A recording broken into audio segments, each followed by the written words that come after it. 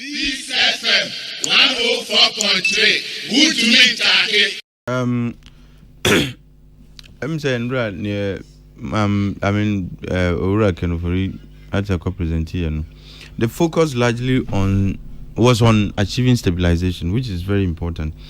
Chairman, Uko Ahaubi Moa, if you go through economic crisis, the first step towards recovery is to implement stabilization policies. The economy had overheated in 2022 and the year even before. Overheating of the economy, but almost all the indicators are extra, and that explain the health of the economy. None were way off. Inflation was around 53%. Ebimo at some point said it was 54%. Our deficit on commitment and even on cash basis was off. Na usha exchange rate in India and the economy was growing rather sluggishly. Until the economy wasn't doing very well. And when your economy overheats like that, the first thing to do is to stabilize it.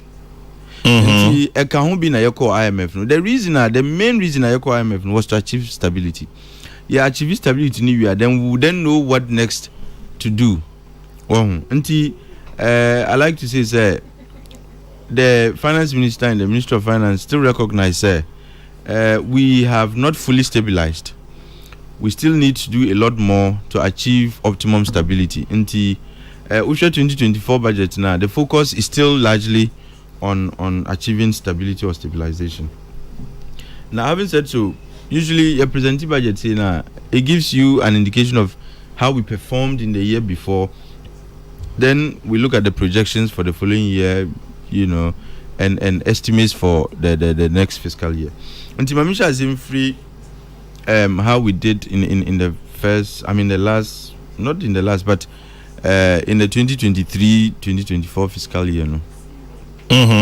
Usha, we've done fairly well. Because media, I had very moderate expectations of our performance.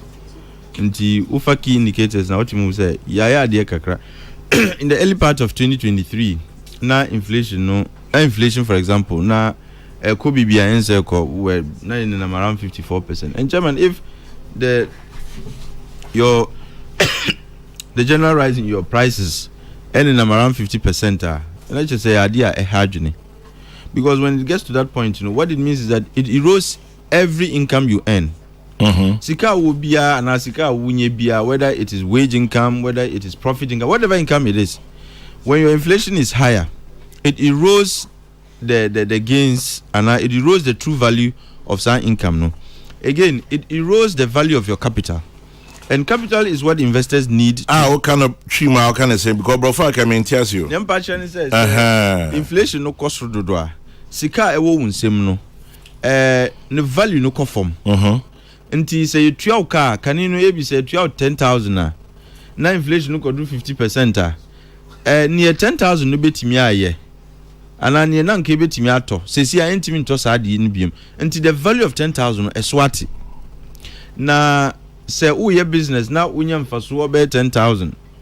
Say see because of say prices air cost no. The value of sa you can say profit no so swati. Now, if you are a businessman and an investor, who capital can you nanka 10,000?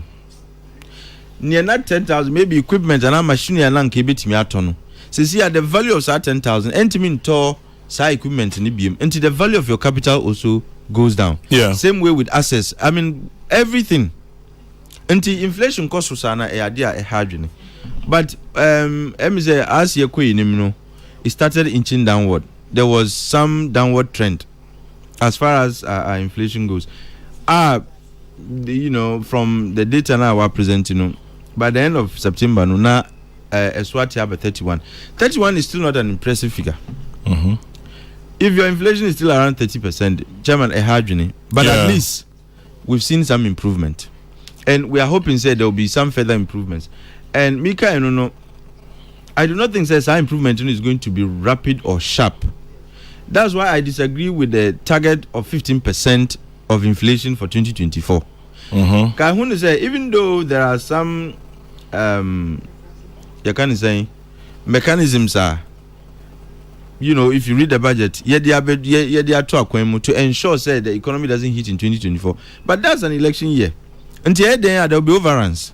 And if you are projecting to 15% from 30%, I mean from 30% to 15% now, I don't feel say it's a realistic target. But of course, that's the target they've given. I don't think it's realistic. But I hope and pray say we'll be able to work towards that 15%, even though I don't find it to be realistic. Again, we'll find economy, how the rate at which the economy is growing. It's rather not too impressive. 1.5%, it's all right. I mean, the country that at some point was going at 14%. Now, and it's understandable. COVID by and so, even though I disagree with the view, say, COVID, because we made some gains, we got some inflows because of COVID. No, so we're allowed to introduce a certain tax handle also because of COVID. And member taxes no also. Until COVID, even though it had its own effects on income, it had its effects and on productivity and so on. But it was not as we want it to be. And Mami can say, and this is I'm here canon. No, what is here? But I think yes, so serious. Affected baby baby. No, me tell but Ghana, Chairman, you don't do group analysis. You do specific individual analysis. And the way Ghana were affected is not the same way a country like Liberia, Cote d'Ivoire, and China, for example. Exactly. Ebimu the effects were harder than harsher than the others. And Ebimu enya support more than others. Usha Ghana yenya all kinds of support. What is here? Even though it affected us, but it's not as severe as it affected other countries.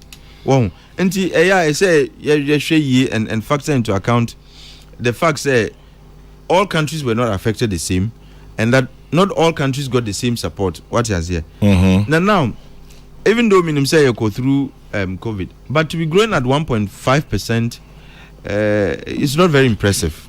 There is much more room for improvement. It means that productivity is lacking in many sectors of our real economy. Peace FM 104.3. Good to meet you.